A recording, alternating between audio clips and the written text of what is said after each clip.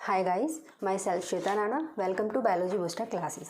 सो guys, lecture को शुरू करने से पहले प्लीज़ चैनल को लाइक से सब्सक्राइब करना ना भूलें। तो चलिए मैं स्टार्ट करती हूँ आज का लेक्चर। लास्ट लेक्चर में हम लोगों ने कनेक्टिव टिश्यू के बारे में डिस्कस किया था, जिसमें मैंने टाइप्स ऑफ कनेक्टिव टिश्यूज़ के फर्स्ट टाइप को आप लोगों को समझाना शुरू कर दिया था, जिसका हमने जस्ट स्टार्टिंग ही करी थी और मैंने कुछ ही पॉइंट्स उसके बारे में जो है डिस्कस किए थे। अब मैं आज का लेक्चर वहीं से शुरू करूँगी जहाँ मैंने कल का लेक्चर आपके लिए छोड़ा था।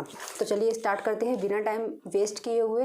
मैं पहले आपको एक बार रिवाइज़ करा देती हूँ कि हम लोगों ने किया क्या था। हम लोगों ने सबसे पहले कनेक्टिव टिश्यूज़ के बारे में पढ़ा था, जिसे मैंने बताया था कि ऐसे टिश्यूज़ होते हैं जो हमारी बॉडी के अंदर ऑर्गन्स को या टिश्यूज़ को आपस में कनेक्ट करने का फंक्शन करते हैं। फिर हमने टाइप्स ऑफ कनेक्टिव टिश्यूज़ के बारे में पढ़ा था, जिसमें मैंने आप लोगों को बताया था कि कनेक्टिव टिश्यूज़ 3 टाइप के होते हैं। एक होते हैं लूज कनेक्टिव टिश्यूज़, एक होते हैं डेंस कनेक्टिव टिश्यूज़ और एक होते हैं स्पेशलाइज्ड कनेक्टिव टिश्यूज़। फिर आप लोगों को मैंने बताया था कि जो लूज कनेक्टिव टिश्यूज़ होते हैं वो अगेन 2 टाइप्स के होते हैं। एक होते हैं एरियोलर और एक होते हैं एडिपोज। अब उसी के आगे का हम लोग आज डिस्कस करने वाले हैं, जो था second type of connective tissue. और वो कनेक्टिव टिश्यू थे डेंस कनेक्टिव टिश्यू, जिसमें मैंने आप लोगों को बताया था कि डेंस कनेक्टिव टिश्यूज़ में क्या होता है, जो सेल्स होती हैं वो बहुत ज़्यादा डेंस होती हैं, बहुत ज़्यादा सघन होती हैं इनसाइड द टिश्यू स्ट्रक्चर। फिर जो डेंस कनेक्टिव टिश्यूज़ होते हैं वो एनिमल्स की बॉडी में बेसिकली 2 टाइप्स के प्रेजेंट होते हैं। कौन कौन से होते हैं? एक होते हैं डेंस इरेगुलर कनेक्टिव टिश्यूज़ और दूसरे होते हैं डेंस इरेगुलर कनेक्टिव टिश्यूज़। अब जैसे कि थोड़ा बहुत नाम से भी आइडिया लग रहा है, जो डेंस रेगुलर टिश्यूज़ होते हैं वो ऐसे टिश्यूज़ होते हैं जिनमें सेल्स का और फाइबर्स का जो अरेंजमेंट होता है वो कैसा होता है? फिक्स होता है। मैं अगैन रिपीट करती हूँ, डेंस रेगुलर कनेक्टिव टिश्यूज़ में सेल्स का एंड फाइबर्स का जो अरेंजमेंट होता है इनसाइड दी टिश्यूज़ या inside the organs of the animal body, वो कैसा होता है? फिक्स होता है किसी भी टिश्यू के अंदर। और इनके एग्जांपल्स मैंने आप लोगों को बताए थे, टेंडन एंड लिगामेंट। लेकिन यदि हम बात करें डेंस इरेगुलर की, इरेगुलर मतलब अनियमित नेचर वाले, नाम से कुछ आप लोगों को आइडिया लग रहा होगा। इसमें ऐसे जो है सेल्स का और क्या कहते हैं फाइबर्स का जो अरेंजमेंट होता है वो इनसाइड द टिश्यू या इनसाइड द एनिमल बॉडी वो क्या होता है? फिक्स नहीं होता। जो इसमें सेल्स होती हैं, जो फाइबर्स प्रेजेंट होते हैं वो क्या रहते हैं? ऑर्गन्स के अंदर बिखरे रहते हैं, एक तरीके से उनका फिक्स अरेंजमेंट नहीं होता। तो इस टाइप के जो टिश्यूज़ कहलाते हैं वो कैसे होते हैं? Dense irregular tissues. तो अब हम 1 बाय 1 डिस्कस करेंगे examples of dense regular tissues and dense irregular tissues. तो सबसे पहले मैं आप लोगों को बताना चाहूँगी, जो डेंस इरेगुलर कनेक्टिव टिश्यूज़ होते हैं वो हमारी बॉडी में 2 टाइप्स के होते हैं। एक होते हैं टेंडन और एक होते हैं लिगामेंट्स। एक होते हैं tendon and second one is ligaments. तो मैं आप लोगों के साथ डिस्कस करूंगी टेंडन एंड लिगामेंट्स टाइप के जो डेंस रेगुलर टिश्यूज होते हैं वो कैसे होते हैं। देखिए, मैं आपको एक बेसिक सा एग्जांपल लेके आप लोगों को समझाने की कोशिश करती हूँ कि ये जो बोन्स का मैं आप लोगों का एग्जांपल के साथ समझाती हूँ। ये होती है हमारी हैंड बोन्स में जो ह्यूमरस है और एक है आपका अल्ना और रेडियस। अल्ना जो रेडियस है वो एल्बो के नीचे वाली बोन्स को बोला गया है। जो ह्यूमरस होती है वो हमारी शोल्डर वाली जो होती है, एल्बो से ऊपर और शोल्डर के बीच की जो बोन्स है वो बोलते हैं ह्यूमरस बोन।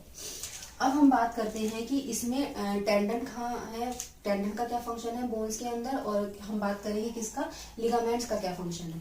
आप लोगों को इतनी बात याद रखनी है कि यदि आपको टेंडन के बारे में पढ़ना है तो ये आप लोगों को अपने दिमाग में याद रखना है कि टेंडन वो टिश्यूज होते हैं जो मसल्स को बोन से कनेक्ट करते हैं। क्योंकि हम कनेक्टिव टिश्यू के बारे में बात कर रहे हैं तो जाहिर सी बात है जो भी इसके एग्जाम्पल्स होंगे वो किसी न किसी ऑर्गन्स को या किसी न किसी मसल्स को या किसी न किसी स्ट्रक्चर को आपस में कनेक्ट करेंगे। तो टेंडन्स कैसे टिश्यूज होते हैं? टेंडन वो टिश्यूज होते हैं जो मसल्स को बोन से कनेक्ट करते हैं। लेकिन यदि हम लिगामेंट्स की बात करें तो लिगामेंट्स ऐसे टिश्यूज होते हैं जो बोन्स को बोन से कनेक्ट करते हैं। अब मैं आपको स्ट्रक्चर के थ्रू समझाने की कोशिश करती हूँ। ये है हमारी ह्यूमरस बोन और ये है हमारी रेडियस और ulna bone inside the hand. अब होता क्या है, इन्हीं बोन्स के पास में हमारी मसल होती है बाइसेप मसल।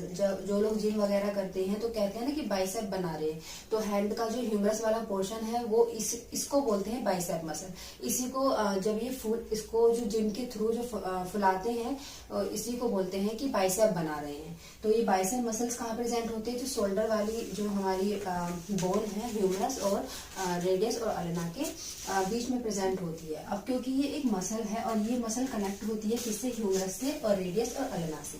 अब मैंने आपको बताया था कि मसल से बोन को कनेक्ट करने वाला जो टिश्यू होता है वो कौन सा होता है, टेंडन होता है। तो अब यहाँ आप देख सकते हैं जो मैंने ब्लू मार्कर से मार्क करता है, this is known as tendon. अभी टेंडन का क्या फंक्शन है, टेंडन का फंक्शन होता है मसल को बोन्स से कनेक्ट करना, मसल को बोन से कनेक्ट करना। तो यहाँ पर जो टेंडन प्रेजेंट है वो बाइसेप मसल्स को किससे कनेक्ट कर रहा है, हैंड मसल से कनेक्ट कर रहा है। तो दिस इज टेंडन। अब हम बात करते हैं लिगामेंट्स की। लिगामेंट्स वो कनेक्टिव टिश्यूज होते हैं जो बोन्स को बोन्स से कनेक्ट करते हैं। नॉर्मल सी बात है, ये हमारा पूरा हैंड है, हैंड में हमने दो टाइप की मसल पढ़ी है, एक हमने पढ़ी है रेडियस और अल्ना और एक हमने पढ़ी है ह्यूमरस। अभी हम देख रहे हैं कि ऐसा तो नहीं है ना कि हैंड का जो आगे वाला पोर्शन है वो अलग है और पीछे वाला पोर्शन जो है वो अलग है, नहीं, ये दोनों बोन्स आपस में क्या है, ज्वाइंट है, कनेक्ट है।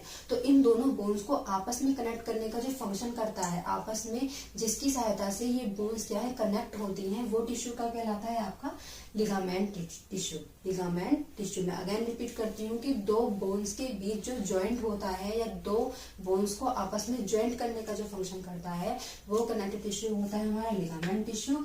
और जो मसल्स को किसी न किसी बोन्स से कनेक्ट करने का फंक्शन करता है वो टिश्यू होता है हमारा tendon connective tissues, tendon connective tissues. So guys, इस तरीके से हमारे जो डेंस इरेगुलर कनेक्टिव टिश्यूज होते हैं वो हमारी बॉडी में वर्क करते हैं। अब हम बात करते हैं डेंस इरेगुलर कनेक्टिव टिश्यूज की। तो इसके एग्जांपल्स होते हैं, ये हमारी स्किन में प्रेजेंट होती है, कवरिंग ऑफ बोन में प्रेजेंट होती है और हार्ट में प्रेजेंट होती है। कवरिंग ऑफ बोन का मतलब है कि बोन के ऊपर जो आउटर लेयर होती है वो डेंस इरेगुलर कनेक्टिव टिश्यू की होती है। इसी के साथ हार्ट के चारों तरफ जो लेयर होती है, this is known as pericardium, वो भी किसकी होती है, डेंस इरेगुलर कनेक्टिव टिश्यू की। ठीक, इसी के साथ जो डेंस रेगुलर कनेक्टिव टिश्यू होते हैं वो नॉन स्ट्रेचेबल होते हैं, नॉन स्ट्रेचेबल होते हैं। देखिए जैसे टेंडन का हम एग्जांपल पढ़ रहे थे डेंस रेगुलर में, ये क्या है, नॉन स्ट्रेचेबल है। नॉन स्ट्रेचेबल है क्यों, क्योंकि ये बाइसेप्स या मसल्स को बोन से कनेक्ट कर रहा है, मसल को बोन से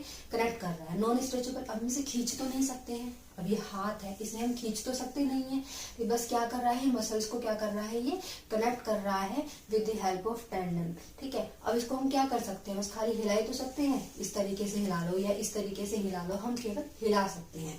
तो ये क्या होता है, नॉन स्ट्रेचेबल होता है। ये बना हुआ होता है कोलेजन फाइबर से। कोलेजन फाइबर मैंने आप लोगों को कल के लेक्चर में बताया था या लास्ट लेक्चर में बताया था, कोलेजन फाइबर कैसे फाइबर्स होते हैं, जो व्हाइट कलर के होते हैं, नॉन स्ट्रेचेबल होते हैं और नॉन फ्लेक्सिबल होते हैं। ये केवल और केवल क्या प्रोवाइड करते हैं, किसी भी स्ट्रक्चर को या किसी भी ऑर्गन को स्ट्रेंथ प्रोवाइड करते हैं। तो नॉर्मल सी बात है, यहाँ जो टेंडन या यहाँ जो लिगामेंट का हम एग्जाम्पल दे रहे हैं, ये बोन्स को और मसल्स को क्या करती हैं, सपोर्ट प्रोवाइड करने का भी फंक्शन करती है, सपोर्ट प्रोवाइड करने का ही फंक्शन करती है। और इसमें मैं वही जो फाइबर्स जो अरेंज होते हैं वो एक पैरेलली सीक्वेंस में अरेंज होते हैं। लेकिन हम बात करते हैं डेंस इरेगुलर की।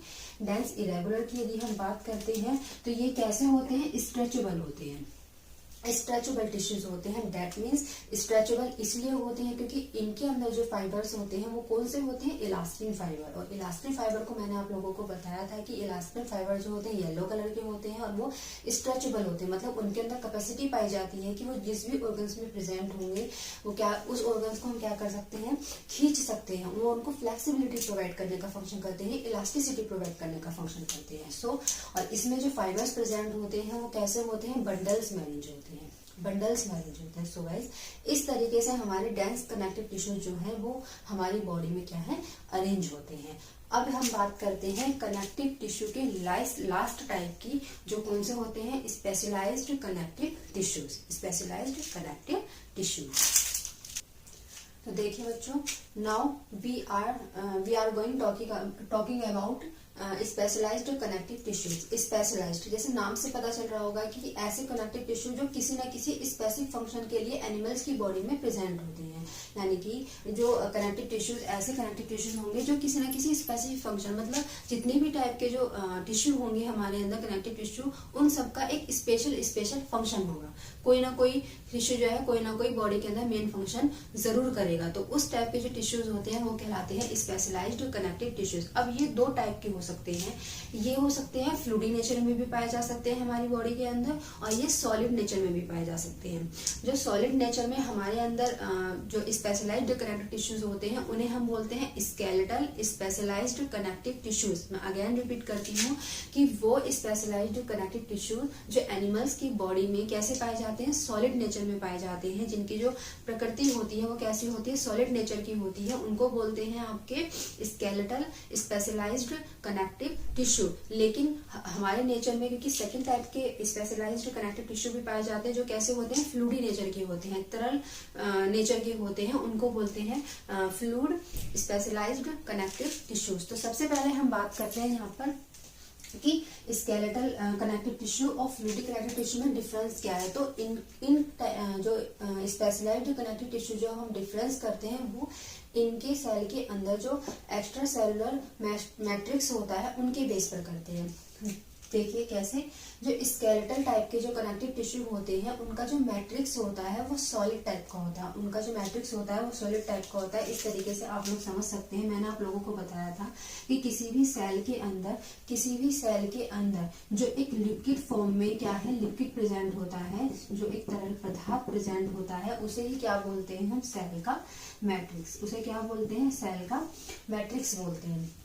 अब इस मैट्रिक्स का फॉर्मेशन किससे होता है, सेल्स के द्वारा होता है, क्योंकि सेल्स के अंदर प्रेजेंट होते हैं। अब इस मैट्रिक्स के बेस पर हम स्केलेटल और फ्लूइड टाइप के स्पेशलाइज्ड कनेक्टिव टिश्यू में डिफरेंस करते हैं। क्यों, यदि सेल के अंदर प्रेजेंट ये मैट्रिक्स कैसा है, सॉलिड नेचर का है, तो इस टाइप के जो स्पेशलाइज्ड कनेक्टिव टिश्यू होते हैं वो कहते हैं स्केलेटल स्पेशलाइज्ड कनेक्टिव टिश्यू। लेकिन यदि ये मैट्रिक्स कैसा है, फ्लूइड नेचर का है, तरल पदार्थ नेचर का है, तरल पदार्थ के रूप में है, तो ये कैसे कहलाते हैं, फ्लूइड स्पेशलाइज्ड कनेक्टिव टिश्यू। ठीक, तो हम मैट्रिक्स के बेस पर इन दोनों में डिफरेंस करते हैं। अब हमारे बोन्स में वो कौन कौन से क्या है जो कनेक्टिव टिश्यू प्रेजेंट है।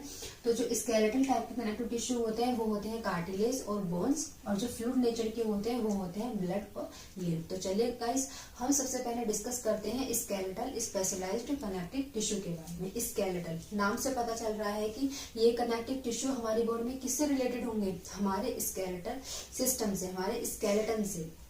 अब एनिमल्स की बॉडी के अंदर जो स्केलेटन होता है वो पूरी बॉडी में प्रेजेंट होता है, क्योंकि किसी भी एनिमल की बॉडी पूरे के पूरे स्केलेटन से मिलकर बनी हुई होती है। खोपड़ी होती है, उसमें हाथ होते हैं, पैर होता है, उसमें बहुत अलग अलग टाइप की बोन्स प्रेजेंट होती है और रिब्स प्रेजेंट होते हैं, बैकबोन प्रेजेंट होती है। तो ये सारे के सारे मिलकर क्या बनाते हैं, स्केलेटन बनाते हैं। और स्केलेटन सिस्टम से ही किसी भी एनिमल की जो है पूरी की पूरी बॉडी जो है बनी हुई होती है। अब कौन कौन से स्केलेटल कनेक्टिव टिश्यूज होते हैं जो एनिमल की बॉडी में प्रेजेंट होते हैं वो हम डिस्कस करेंगे, और स्केलेटल स्पेशलाइज्ड कनेक्टिव टिश्यूज के जो जनरल कैरेक्टर्स हैं वो हम डिस्कस करेंगे। तो देखिए सबसे पहले ये क्या है, स्केलेटन सिस्टम जो होती है हमारी बॉडी के अंदर, उनके अंदर प्रेजेंट होते हैं। और किसी भी ह्यूमन की बॉडी का या किसी भी एनिमल की बॉडी का जो स्केलेटन सिस्टम होता है वो दो चीजों से मिलकर बना हुआ होता है। एक बना होता है बोन्स और एक बना होता है कार्टिलेज।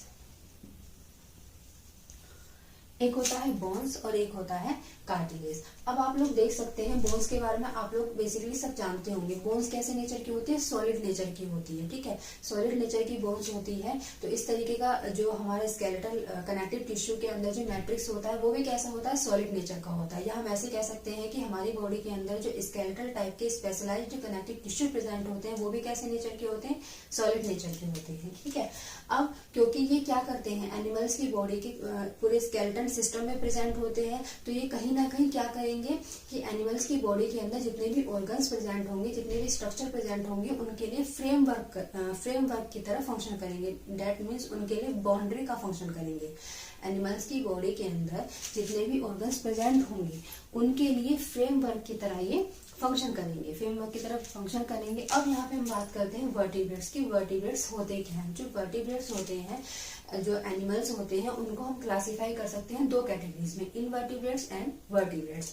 सबसे बेसिक जो पहचान है इनवर्टिब्रेट्स और वर्टिब्रेट्स में ये होती है कि जो वर्टिब्रेट्स होते हैं उनमें बैकबोन प्रेजेंट होती है या स्पाइनल कॉर्ड प्रेजेंट होती है, लेकिन इनवर्टिब्रेट्स में बैकबोन जो होती है वो एब्सेंट होती है। मैं अगेन रिपीट करती हूँ, जो वर्टिब्रेट्स होते हैं उनमें स्पाइनल कॉर्ड या बैकबोन प्रेजेंट होती है, लेकिन जो इनवर्टिब्रेट्स होते हैं उनमें ये चीजें जो है एब्सेंट होती हैं। इसके अलावा बहुत सारे सिम्टम्स हैं, जैसे कि जो इनवर्टिब्रेट्स होते हैं उनमें क्या होता है, इंटरनल स्केलेटन जो है वो क्या होता है, एब्सेंट होता है, लेकिन जो वर्टिब्रेट्स होते हैं उनमें इंटरनल स्केलेटन जो है वो वेल डेवलप होता है। इसके अलावा जो इनवर्टिब्रेट्स होते हैं उनमें जो सर्कुलेटरी सिस्टम होता है वो ओपन टाइप का होता है, मतलब उनकी बॉडी में ब्लड वेसल्स जो होती हैं, नर्व्स जो होती हैं, ये सब जो है वेल डेवलप नहीं होती। लेकिन जो वर्टिब्रेट्स होते हैं उनमें जो सर्कुलेटरी सिस्टम होता है वो कैसा होता है, क्लोज्ड टाइप का होता है। क्यों? क्योंकि जो वर्टिब्रेट्स एनिमल्स होते हैं उनमें जो ब्लड का फ्लो होता है वो ब्लड वेसल्स के थ्रू होता है, नर्व्स के थ्रू होता है, पल्मोनरी वेन्स के थ्रू होता है, आर्टरीज के थ्रू होता है। इस तरीके से जो वर्टिब्रेट्स का जो सर्कुलेटरी सिस्टम है क्या होता है, वो क्लोज होता है। ठीक। और आपका जो इनवर्टिब्रेट्स होते हैं उनमें एक्सोस्केलेटन वेल डेवलप होता है, लेकिन जो वर्टिब्रेट्स होते हैं उनमें एक्सोस्केलेटन क्या होता है, वो वेल डेवलप नहीं होता है। एक्सोस्केलेटन का मतलब जो एक्सटीरियर पोर्शन पे जो स्ट्रक्चर्स प्रेजेंट होते हैं वो सभी के सभी। ठीक है। तो कहने का मतलब ये है जो वर्टिब्रेट्स होते हैं वो हाई लेवल वाले जो एनिमल्स हैं वो होते हैं, जो इनवर्टिब्रेट्स होते हैं वो लो लेवल के जो एनिमल्स होते हैं। फॉर एग्जाम्पल्स के लिए वर्टिब्रेट्स में सबसे पहले तो मैमल्स आते हैं, मैमल्स में ह्यूमन बींग्स भी आएंगे, मैमल्स में जैसे व्हेल मछली होती है वो भी मैमल्स होती है, वो भी आती हैं। और इसके अलावा जो एम्फीबियंस होते हैं कुछ वो भी वर्टिब्रेट्स में आते हैं। लेकिन जो इनवर्टिब्रेट्स में जो फ्लैटवर्म हो गए, ऑर्थ्रोपोड्स हो गए, ये सब क्या होते हैं, वो इनवर्टिब्रेट्स होते हैं। ठीक है। तो ये कुछ सिम्टम्स हैं, कुछ कैरेक्टर्स हैं जिनके बेस पर आप वर्टिब्रेट्स और इनवर्टिब्रेट्स में क्या है डिफरेंस कर सकते हैं। अब क्योंकि जो स्केलेटल कनेक्टिव टिश्यूज जो होते हैं, मैंने क्या बताया था कि एनिमल्स की बॉडी में कंप्लीटली स्केलेटन को बनाते हैं। अब क्योंकि ये स्केलेटन को बनाते हैं, हमारी बॉडी के इंटरनल स्ट्रक्चर को बनाते हैं, तो ये क्या करेंगे, हमारी बॉडी को एक तो सपोर्ट प्रोवाइड करेंगे और हमारी बॉडी के ऑर्गन्स को प्रोटेक्ट करेंगे। प्रोटेक्ट कैसे करते हैं, क्योंकि ये किन किन चीजों से मिलकर बने होते हैं, बोन्स और कार्टिलेज से। अब हमारी बॉडी के अंदर बहुत टाइप की बोन्स जो है वो प्रेजेंट होते हैं। फॉर एग्जाम्पल के लिए जो यूट्रस है,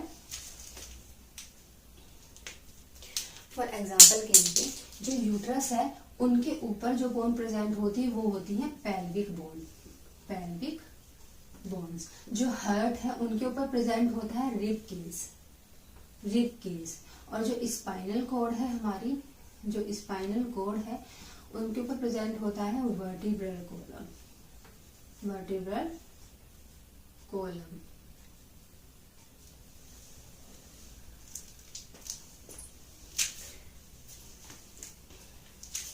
तो ये सब क्या है, यूट्रस हो गया, हार्ट हो गया या स्पाइनल कॉर्ड हो गई, किसी भी एनिमल की बॉडी के स्केलेटन सिस्टम के पार्ट होते हैं। या हम एक तरीके से कह सकते हैं क्या होते हैं, किसी भी एनिमल की बॉडी के अंदर इंटरनल ऑर्गन्स होते हैं। मैंने आप लोगों को क्या बताया था, ये प्रोटेक्शन करते हैं। क्यों? क्योंकि ये इंटरनल ऑर्गन्स और इन्हीं इंटरनल ऑर्गन्स के ऊपर बहुत सारी क्या होती हैं, बोन्स प्रेजेंट होती है जो इंटरनल ऑर्गन्स को प्रोटेक्ट करती है। जैसे यूट्रस के ऊपर प्रेजेंट होती है पेल्विक बोन्स, जो हमारा स्टमक के जो नीचे का पोर्शन है वो उसे हम जो है फीमेल के अंदर यूट्रस बोलते हैं। तो यूट्रस के अंदर क्या प्रेजेंट होते हैं, पेल्विक बोन्स प्रेजेंट होती है, जो यूट्रस वाले बॉडी को चारों तरफ से क्या करती है, बाउंड्री करती है, उसको कवर करके क्या करती है, प्रोटेक्ट करती है।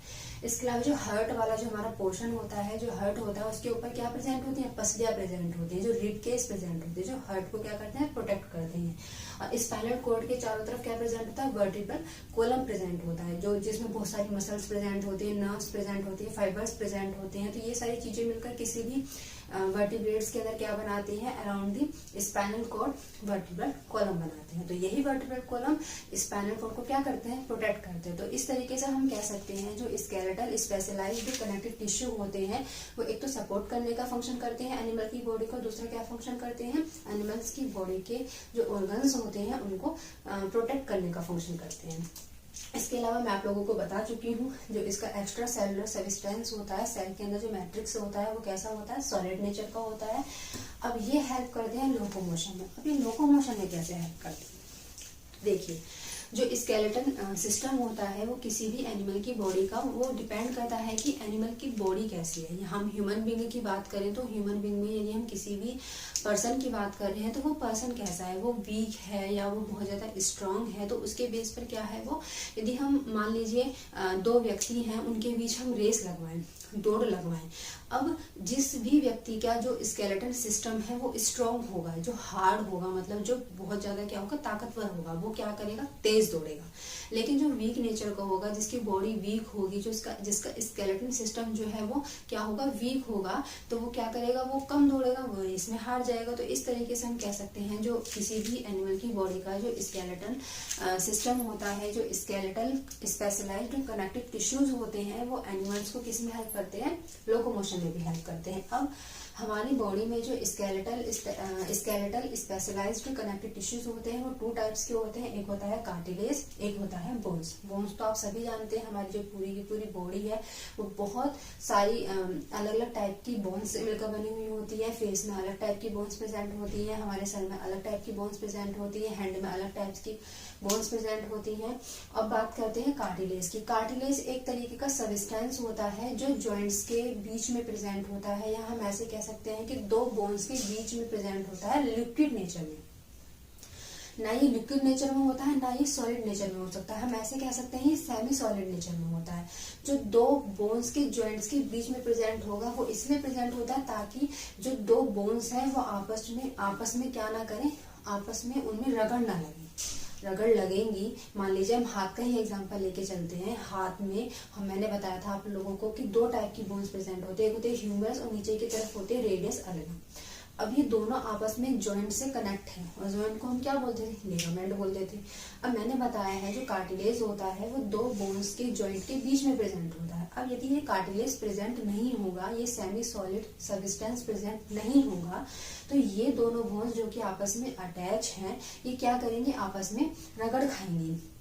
अब यदि ये बोन्स आपस में रगड़ती रहेंगी तो इनका क्या करेंगी, नीचे से घिसती चली जाएंगी और एक टाइम ऐसा आएगा इनमें जो फ्रिक्शन होगा और तो ये बोन्स टूट जाएंगी। तो इस तरीके से बोन्स के बीच के फ्रिक्शन को रोकने के लिए, या हम नॉर्मल लैंग्वेज में बोलें कि बोन्स को टूटने से बचने के लिए क्या होता है, बोन्स के बीच कार्टिलेज प्रेजेंट होता है। तो चलिए अब हम आगे डिस्कस करते हैं कार्टिलेज के बारे में कि कार्टिलेज क्या होता है, किन किन चीजों से मिलकर बना होता है और हमारी बॉडी में कैसे वर्क करता है।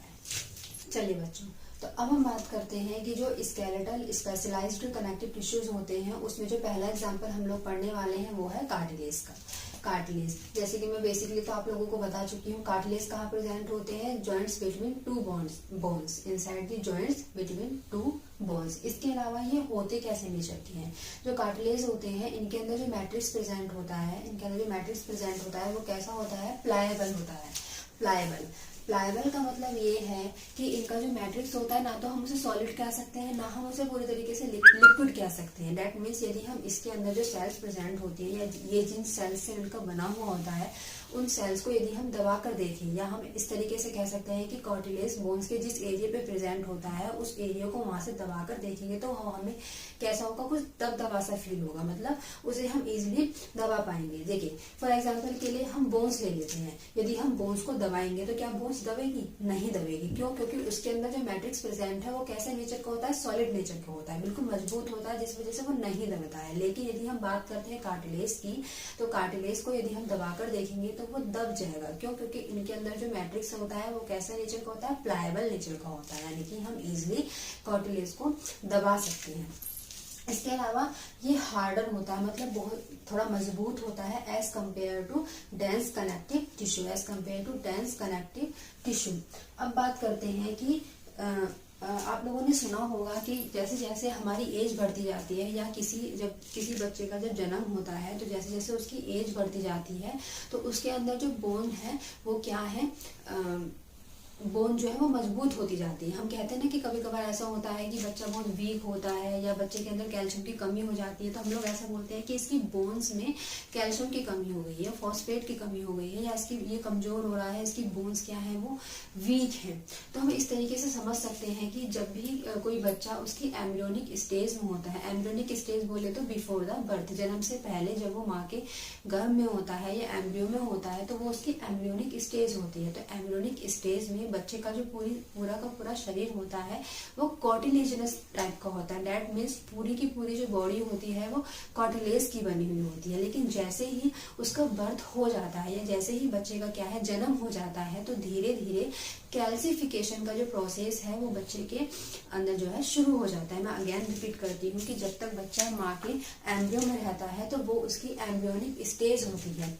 जब तक उसकी एम्ब्रियोनिक स्टेज होती है तो जो बच्चे की बॉडी होती है, किसी भी बेबी की जो बॉडी होती है वो कार्टिलेजलेस टाइप की होती है। दैट मीन्स उसकी बॉडी सिर्फ और सिर्फ कार्टिलेज की बनी हुई होती है। लेकिन जैसे ही बच्चे का बर्थ होता है या बच्चे का जन्म होता है तो जो उसके अंदर कार्टिलेज प्रेजेंट था उसमें कैल्सिफिकेशन का प्रोसेस जो है शुरू हो जाता है। दैट मीन्स उसमें किसका फॉर्मेशन शुरू हो जाता है, कैल्शियम सॉल्ट का फॉर्मेशन शुरू हो जाता है। या हम ऐसे कह सकते हैं कि उसके कार्टिलेज वाले पोर्शन पर कैल्शियम सॉल्ट का डिपोजिशन शुरू हो जाता है। कैल्शियम सॉल्ट आकर कलेक्ट होना शुरू हो जाता है और धीरे धीरे जितना भी एरिया उसका कार्टिलेज का था वो धीरे धीरे बोन्स में जो है वो कन्वर्ट होने लगता है। तो इसीलिए जैसे जैसे बच्चा बढ़ता जाता है उसके अंदर क्या है बोन्स का डेवलपमेंट होता जाता है और उसकी बॉडी क्या है वो स्ट्रॉन्ग होती जाती है।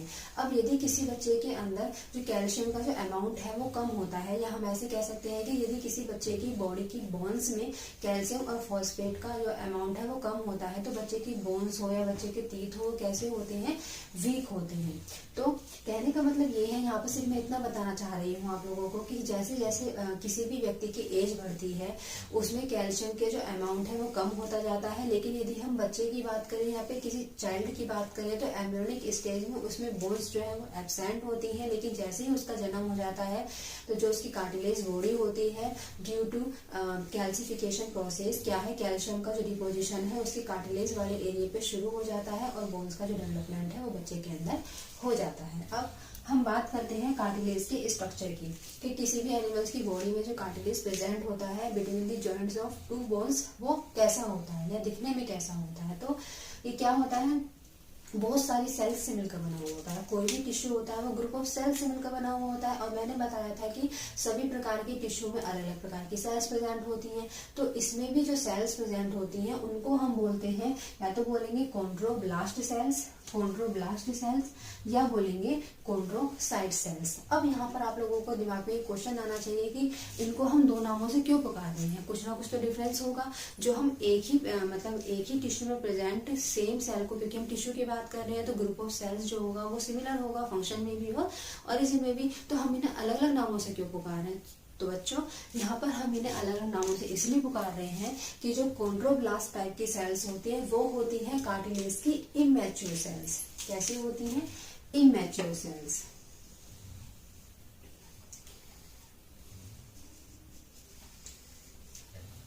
इमैच्योर सेल्स होती है। लेकिन जो कॉन्ड्रोसाइट सेल्स होती है वो कार्टिलेज की होती है मैच्योर सेल्स, मैच्योर सेल्स। और इतना तो आप लोग खुद भी आइडिया लगा सकती हैं कि इमैच्योर की कौन सी कंडीशन होगी, जब किसी भी पर्सन की या किसी भी एनिमल की क्या होती है, उसकी डेवलपिंग स्टेज होती है, यानी कि उसकी अर्ली स्टेज होती है। तो उस टाइम जो उसके अंदर कार्टिलेज की सेल्स प्रेजेंट होंगी वो कॉन्ड्रोब्लास्ट होंगी। लेकिन जैसे जैसे व्यक्ति की एज बढ़ती जाएगी तो उसकी जो कार्टिलेज की जो सेल्स हैं वो कन्वर्ट हो जाएंगी किसमें, कॉन्ड्रोसाइट्स में। अब ये जो सेल्स प्रेजेंट होती हैं, ये जो सेल्स प्रेजेंट होती हैं, ये प्रेजेंट होती है कार्टिलेज के स्ट्रक्चर में या तो सिंगल फॉर्म में प्रेजेंट होंगी या ग्रुप्स में प्रेजेंट होंगी। ये सिंगल फॉर्म में प्रेजेंट होंगी या ग्रुप्स में प्रेजेंट होंगी। मैं आपको डायग्राम के थ्रू समझाने की कोशिश करती हूँ।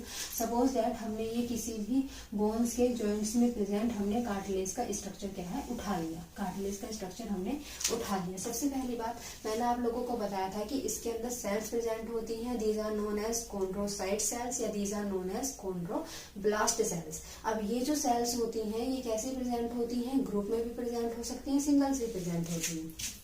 या तो ये सेल्स कैसी होंगी, ग्रुप में प्रेजेंट होंगी या ये सिंगल प्रेजेंट होंगी, या ये सिंगल प्रेजेंट होंगी।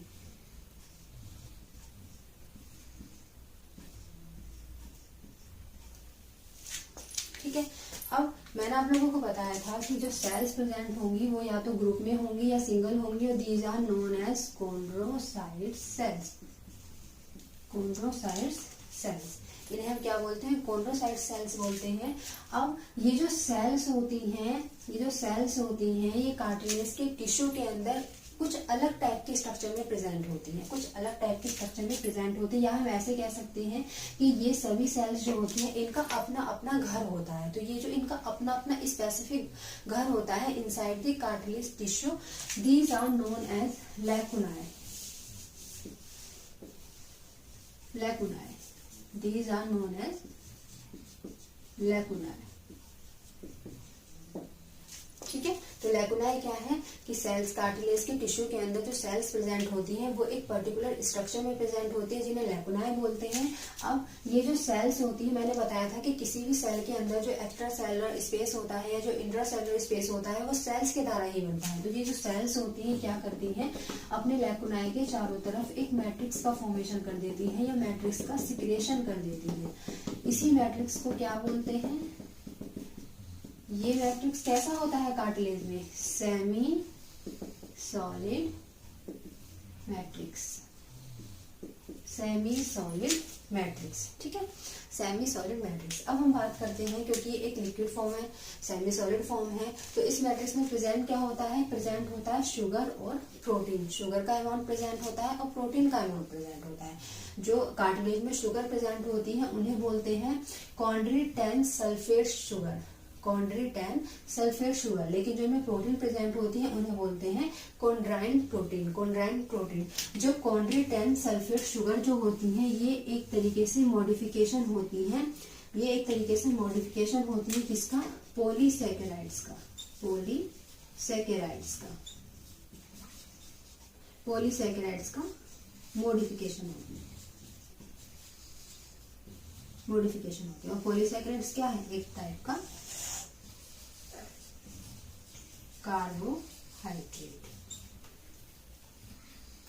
कार्बोहाइड्रेट। देखिए मैं एक बार दोबारा से रिवाइज करा देती हूँ। मैंने आप लोगों को बताया था कि जो कार्टिलेज होता है उसके अंदर जो मैट्रिक्स प्रेजेंट होता है वो सेमी सॉलिड होता है और उसका जो नेचर होता है वो प्लायबल नेचर होता है। प्लायबल नेचर का मतलब ये है कि हम उसे इजिली दबा सकते हैं, इसके अलावा ये जो होता है कनेक्टिव टिश्यू, ये as compare to dense regular connective tissue ये थोड़ा हार्ड होता है। अब इसकी हम यदि नेचर की बात करें या इसके स्ट्रक्चर की बात करते हैं तो ये इसके अंदर बहुत सारी सेल्स प्रेजेंट होती हैं या ये बहुत सारी सेल्स से मिलकर बना हुआ होता है। और सेल्स को हम क्या बोलते हैं, या तो बोलते हैं कॉन्ड्रोब्लास्ट या बोलते हैं कॉन्ड्रोसाइट्स, या तो बोलते हैं कॉन्ड्रोब्लास्ट या बोलते हैं कॉन्ड्रोसाइट्स। अब ये जो सेल्स होती हैं ये तुम्हारे कार्टिलेज के टिश्यू में ग्रुप में भी प्रेजेंट हो सकती हैं और सिंगल भी प्रेजेंट हो सकती हैं, लेकिन ये टिश्यू के अंदर एक स्पेसिफिक स्ट्रक्चर में प्रेजेंट होती है जिसे बोलते हैं लैकुनाए। अब प्रत्येक लैकुनाए के चारों तरफ जो सेल्स होती हैं वो क्या करती हैं, एक सेमी सॉलिड मैट्रिक्स का क्या है, सिक्रेशन करना शुरू कर देती है। और मैट्रिक्स के अंदर टू टाइप्स की सब्सटेंस प्रेजेंट होती हैं, एक तो शुगर प्रेजेंट होता है और एक प्रेजेंट होता है प्रोटीन। कार्टिलेज के अंदर जो शुगर प्रेजेंट होती है उसे बोलते हैं कॉन्ड्रोइटेन सल्फेट शुगर और जो प्रोटीन प्रेजेंट होती है उसे बोलते हैं कॉन्ड्राइन प्रोटीन। कॉन्ड्रोइटेन सल्फेट शुगर जो होती है वो मॉडिफिकेशन होती है किसका, पॉलीसैकेराइड का, जो एक प्रकार की क्या है, कार्बोहाइड्रेट है, एक प्रकार की कार्बोहाइड्रेट है। तो इस प्रकार से ये हो गया आपका structure and general characters of cartilage. अब हम बात करते हैं जो कार्टिलेज है वो हमारी बॉडी के अंदर कहाँ प्रेजेंट होता है और ये किस तरीके से हमारी बॉडी में जो है वर्क करता है या इसका हमारी बॉडी में फंक्शन क्या होता है। तो चलिए let's we are talking about bones. सबसे बेसिक सा स्ट्रक्चर होता है हमारी बॉडी के अंदर बोन्स। हमारी पूरी बॉडी में बोन्स प्रेजेंट होती हैं, अलग अलग टाइप की प्रेजेंट होती हैं। बहुत ही ज्यादा स्ट्रॉन्ग पार्ट है हमारी बॉडी का, क्योंकि दबाने से दबती नहीं है। अब सबसे पहले तो नेचर इसका यही समझ में आ जाता है कि कैसी होती है, सॉलिड फॉर्म होती है। और दूसरा नेचर इसका क्या होता है, सॉलिड, यानी कि इसका जो मैट्रिक्स होता है वो सॉलिड होता है। सॉलिड होता है, स्ट्रांग होता है, तो प्लायबल नहीं होगा। किसकी तरह, कार्टिलेज की तरह। कार्टिलेज में हम लोगों ने पढ़ा था जो कार्टिलेज का जो मैट्रिक्स होता है वो कैसा होता है, प्लायबल नेचर का होता है। क्यों, क्योंकि उसे हम दबा सकते हैं। लेकिन बोन्स का जो मैट्रिक्स होता है वो नॉन प्लायबल होता है। क्यों, क्योंकि हम बोन्स के मैट्रिक्स को क्या है, दबा नहीं सकते, जिस वजह से वो कैसा होता है, सॉलिड नेचर का होता है।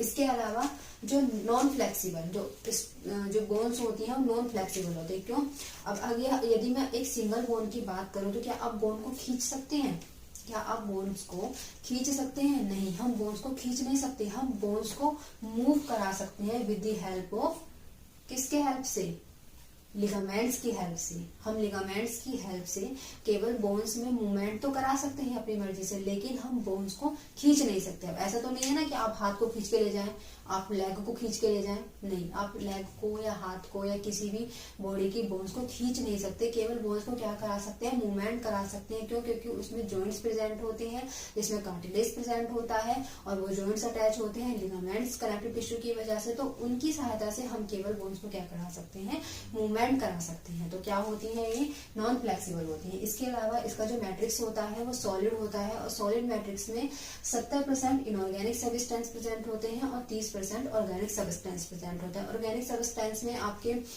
जो है शुगर भी हो सकती है और प्रोटीन्स भी हो सकते हैं और कैल्शियम सॉल्ट भी हो सकता है, फॉर एग्जाम्पल फाइबर्स भी हो सकते हैं। अब इसमें जो लेयर्स प्रेजेंट होती हैं, बोन्स के लेयर्स, जो सेल्स की लेयर्स प्रेजेंट होती हैं, वो किस फॉर्म में होती हैं, लैमेलाए के फॉर्म में होती हैं, लैमेलाए के फॉर्म में होती हैं। और इसमें जो फाइबर्स होते हैं वो कोलेजन फाइबर्स होते हैं। मैं बार बार आप लोगों को बता रही हूँ कि किसी भी टिश्यू के फॉर्मेशन में 2 टाइप के फाइबर्स जो है इन्वॉल्व होते हैं। कौन कौन से? एक होते हैं कोलेजन और एक होते हैं इलास्टिन। कोलेजन होते हैं वो नॉन फ्लेक्सिबल होते हैं और इलास्टिन जो होते हैं वो फ्लेक्सिबल होते हैं। अब क्योंकि ये कैसे है, नॉन फ्लेक्सिबल है, तो नॉर्मल सी बात है जो फाइबर कैसे होंगे, वो भी कोलेजन टाइप के होंगे। और लेकिन जो बोन्स के अंदर जो फाइबर्स का अरेंजमेंट होता है वो टाइटली पैक्ड होता है, बिल्कुल अच्छी तरीके से जो है फाइबर्स जो है वो अरेंज होते हैं, कहीं से भी गैप की गुंजाइश ही नहीं होती है, जिस वजह से जो बोन्स है वो बहुत ज्यादा स्ट्रांग होती है। इसमें जो प्रोटीन प्रेजेंट होती है बोन्स के अंदर उसे बोलते हैं ओसिन प्रोटीन, उसे बोलते हैं ओसिन प्रोटीन। जिस तरीके से कार्टिलेज में जो सेल्स प्रेजेंट थी उनको हमने अलग अलग नाम से जो है क्लासिफाई किया था, इसी तरीके से जो बोन्स होती हैं वो भी वेरियस टाइप ऑफ सेल्स से मिलकर बनी हुई होती है, क्योंकि एक प्रकार का टिश्यू है। तो जो सेल्स हैं इनके अंदर उन्हें हम बोलते हैं ओस्टियोसाइट सेल्स, ओस्टियोब्लास्ट सेल्स और ओस्टियोलस सेल्स। अब जो ओस्टियोसाइट्स हैं, ओस्टियोब्लास्ट सेल्स हैं, जैसे कि हमने कार्टिलेज में पढ़ा था, जो कॉन्ड्रोब्लास्ट सेल्स थी वो इमेच्योर नेचर की थी और जो कॉन्ड्रोसाइट सेल्स थी वो कैसी थी, मैच्योर नेचर की थी। इसी तरीके से यहाँ पर भी जो ओस्टियोब्लास्ट होती हैं वो इमेच्योर नेचर की होती हैं और जो ओस्टियोसाइट सेल्स होती हैं किसकी, बोन्स की, वो कैसी होती है, मैच्योर नेचर की होती है। और दोनों का ही फंक्शन क्या होता है, बोन्स की रिमॉडलिंग करना। कहने का मतलब ये है कि यदि किसी का एक्सीडेंट हो जाए या सडनली किसी की बोन टूट जाए किसी भी रीजन की वजह से, तो उसका जो रीमॉडल करता है, उसके अंदर जो सेल्स रीमॉडलिंग का प्रोसेस करती हैं, या दोबारा से हम नॉर्मल लैंग्वेज में कह दें कि बोन्स बनाने का जो फॉर्मेशन करती हैं, जो सेल्स पार्टिसिपेट करती हैं, वो कौन सी होती हैं, हमारी ओस्टियोब्लास्ट और ओस्टियोसिस्ट सेल्स होती हैं, ओस्टियोसाइट सेल्स होती हैं। इसके अलावा जो ओस्टियोलस सेल्स होती हैं ये क्या करती हैं, बोन्स ईटिंग सेल्स कहलाती है, बोन्स ईटिंग सेल्स कहलाती हैं। कहने का मतलब ऐसा आप सब लोग समझ सकते हैं कि जो बोन्स रगड़ जाती हैं किसी वजह से, यदि बोन्स रगड़ जाती हैं आपस में, तो जो एरिया उनका क्या है, रगड़ जाता है, तो वहां जो सेल्स प्रेजेंट होती है वो कैसी होती हैं, बोन्स ईटिंग सेल्स होती हैं। अब हम डिस्कस करेंगे बोन्स स्ट्रक्चर के बारे में। एक जर्नल सा स्ट्रक्चर मैं आप लोगों को बनाकर दिखाऊंगी, उसमें बताऊंगी कि बोन्स के कौन कौन से पार्ट्स जो है वो प्रेजेंट होते हैं और कैसे कैसे उनका वर्क होता है। तो चलिए स्टार्ट करते हैं हम structure of bones. Now we are talking about structure of bone. एक जर्नल से स्ट्रक्चर मैं आप लोगों को समझाने की यहाँ कोशिश करती हूँ। देखिए ये हमारी बॉडी की कोई भी एक बोन है जो मैंने यहाँ पे उठा ली है। अब बोन के जो दोनों एपिकल पोर्शन होते हैं, दोनों सिरे जो होते हैं, उन पर कुछ पीसेस ऑफ बोन्स प्रेजेंट होते हैं, हड्डियों के टुकड़े प्रेजेंट होते हैं। और ये जो हड्डियों के टुकड़े प्रेजेंट होते हैं ये दोनों ही सिरे पर बोन्स के प्रेजेंट होंगे। और इन हड्डियों के टुकड़े जिस स्थान पर प्रेजेंट होते हैं, जिस जगह पर प्रेजेंट होते हैं, इस जगह को बोलते हैं ट्रेबिकुलाई।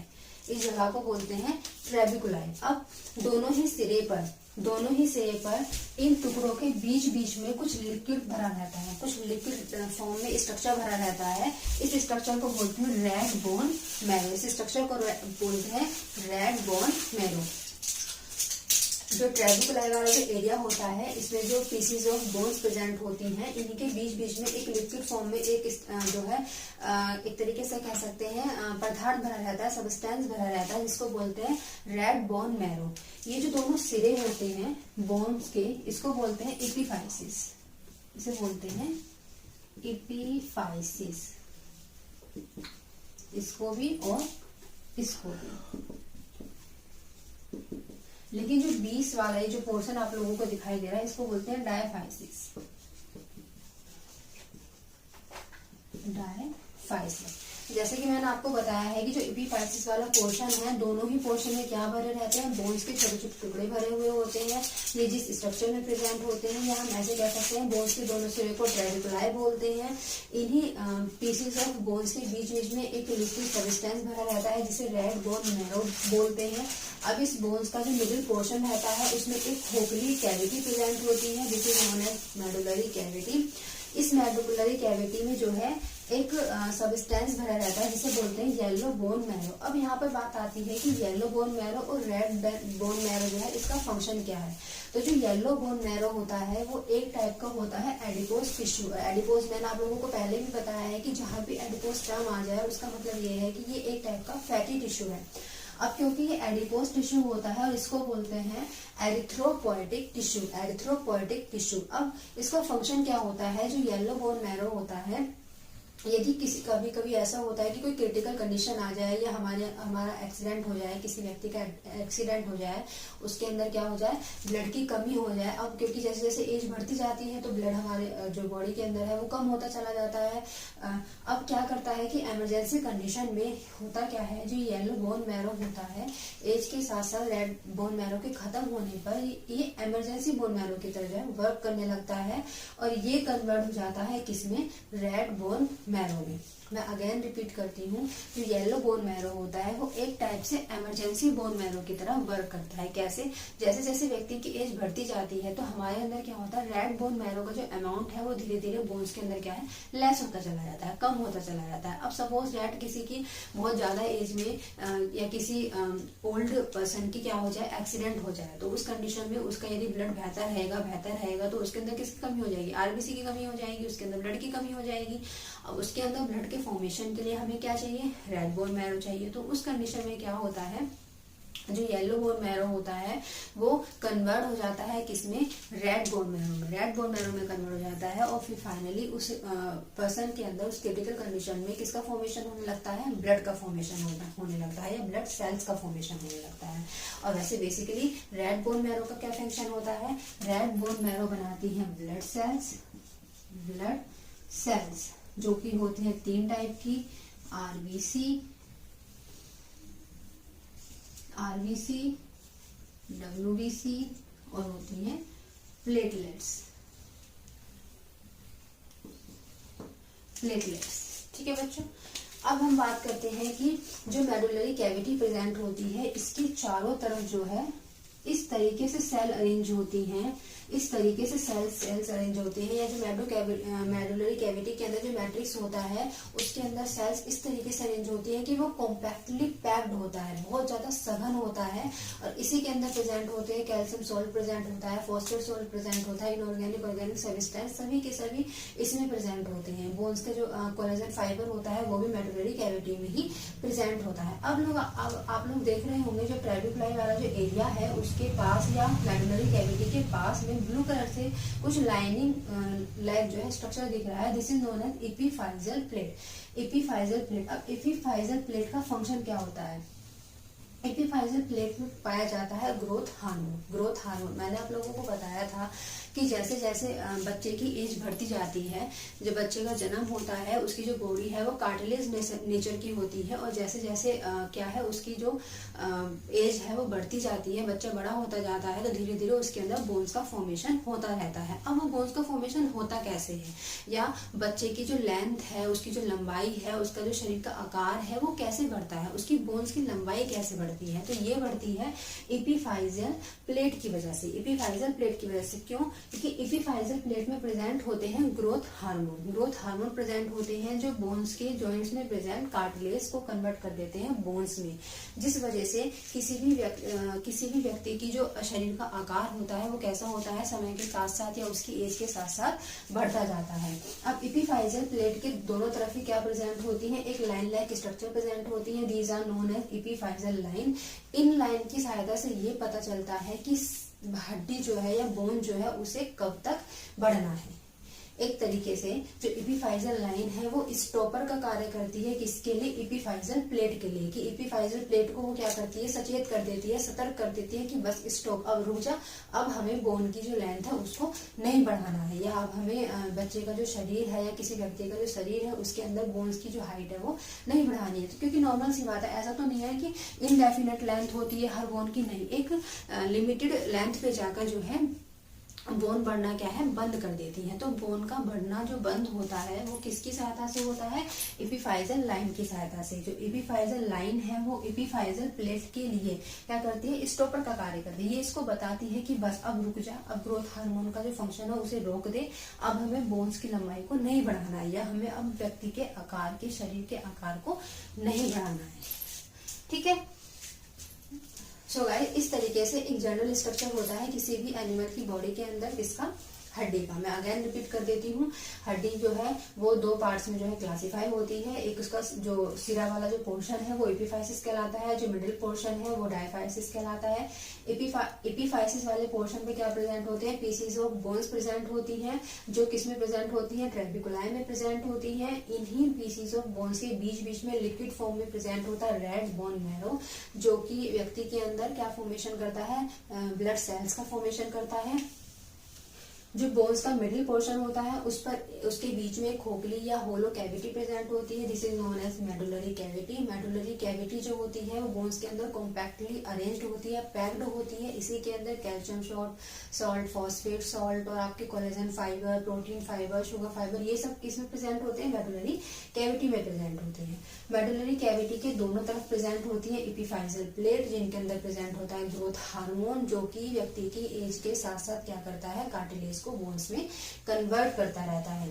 एपिफाइजल प्लेट के दोनों तरफ प्रेजेंट होती है एपिफाइजल लाइन, जो कि एपिफाइजल प्लेट के लिए स्टॉपर का वर्क करती है, उसे बताती है कि बस अब हमें जो बोन्स है उसकी लेंथ को नहीं बढ़ाना है।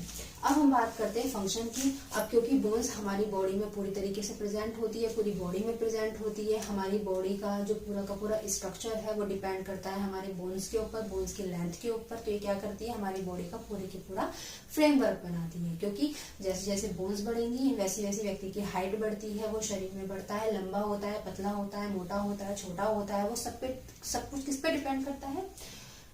स्ट्रक्चर ऑफ बोन पर डिपेंड करता है। दूसरी बात, सपोर्ट प्रोवाइड करती है। बोन्स जो है वो हमारे शरीर को मजबूत बनाती है, हमारे शरीर को वीक बनाती है। इसी के साथ साथ ये मसल्स को अटैच करने के लिए सरफेस प्रोवाइड करती है। मैंने बताया था ना कि जो बाइसेप्स मसल थी वो बोन से कनेक्ट होती है with the help of tendon. तो इस तरीके से हमारी बॉडी में बहुत अलग अलग टाइप की मसल्स प्रेजेंट होती हैं, जो बोन्स से किसकी सहायता से? टेंडन की सहायता से अटैच होती हैं। और इसके अलावा ये स्टोरेज हाउस होती है किसका? कैल्शियम और फॉस्फेट का। जो बोलते हैं ना बच्चे के अंदर कैल्शियम की कमी होगी, फॉस्फेट की कमी हो गई है, जिस वजह से उसकी जो बोन्स हैं वो वीक हो गई हैं, जिस वजह से उसकी जो टीथ हैं वो वीक हो गई हैं। और आपने सुना भी होगा अपनी मम्मी से, अपनी दादी से घरों में कि जो बच्चे हैं वो मिट्टी खा लेते हैं, तो कभी कभी वो बोल देती हैं कि क्या है कि बच्चे के अंदर कैल्शियम की कमी हो गई है, जिस वजह से वो मिट्टी खा रहा है, जिस वजह से उसके टीथ जो है वो कमजोर हो रहे हैं, उसकी बोन्स जो है वो कमजोर हो रही हैं, बच्चों के हाथ पैरों में दर्द होने लगता है। तो उन सब का रीजन यही होता है कि बोन्स के स्टोरेज हाउस में क्या होता है, यदि कैल्शियम या फॉस्फेट सॉल्ट की कमी हो जाए तो बच्चे की जो हड्डियां हैं, जो बोन्स हैं, वो क्या होती हैं? वीक हो जाती हैं। तो कहने का मतलब ये है जो बोन्स है वो किसी भी एनिमल की बॉडी के लिए बहुत ही बहुत ही बहुत ही इंपॉर्टेंट टिश्यू है, क्योंकि जो बोन्स है उसी के ऊपर किसी भी एनिमल की बॉडी का पूरा स्ट्रक्चर जो है वो डिपेंड करता है। सो गाइज, इस तरीके से हमारे स्पेशलाइज्ड टिश्यू के जो एक टाइप था, कौन सा था? स्केलेटल टाइप, वो कंप्लीट हो चुका है। अब इसका सेकंड टाइप बचा हुआ है, कौन सा? फ्लूइड स्पेशलाइज्ड कनेक्टिव टिश्यू, जो मैं आप लोगों को कल के लेक्चर में डिस्कस करूंगी। अब तक के लेक्चर में आप लोगों को कोई भी दिक्कत है तो प्लीज मुझे बताइए, कमेंट सेक्शन में कमेंट कीजिए। आज के लिए इतना ही। Thanks watching for my video and best of